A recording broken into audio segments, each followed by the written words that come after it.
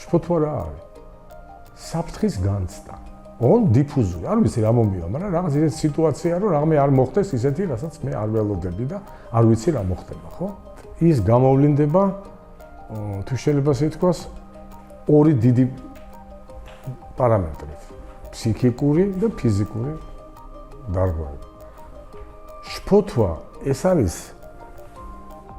გაუგებარი საფრთხის რაღაცა ნეგატიური მოვლენის ან ნეგატიური რაღაც ხარ მოხდება რაღაცა, მაგრამ ადამიანს არ აქვს ამ შემთხვევაში კონკრეტიზაციის განცდა.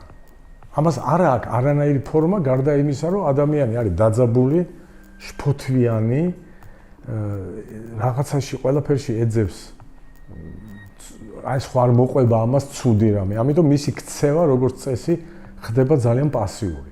მას ეშინია რაღაცა გააკეთოს, რომ ამას არ მოყვეს ცუდი რამე, ხო? ან თქვათ ადამიანებთან ურთიერთობას შეიძლება გაურბოდეს, იმიტომ რომ რამე არ გავაკეთო ისეთი, ან არ გამიკეთონ ისეთი, რაც მე არ მინდა.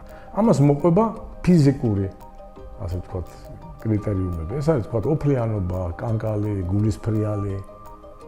ეს როცა არის ერთად, ეს არის შფოთვა. ამას როგორც წესი შფოთვას შეიძლება კონდეს მიზეზი, რომელიც აი პიროვნებისთვის ბოლომდე გაცნობიერებული არ არის. ეს იწვევს შფოთვას. თუ ეს გაცნობიერებულია, ეს არის უკვე შიში. შიში კონკრეტულია და ის უფრო ასე ვთქვათ, უფრო გასაგებია თვალებში. თუ ვიცი რა, მე მეშინი ამის, იმიტომ რომ ერთხელ მომივიდა ეგეთი ამბავი და ეხლაც იგივე მომივა, ასე თუ გაგრძელდა, ხო? რაღაცა. მაგრამ შფოთვა არის მდგომარეობა, როდესაც მე არ ვიცი რა უნდა მომივიდეს, მაგრამ რაღაცა კარგს არ ველოდები. ამიტომ ყველაფერს აკეთებს, რომ ეს ცუდი ბჭყალებში აიცილოს თავიდან.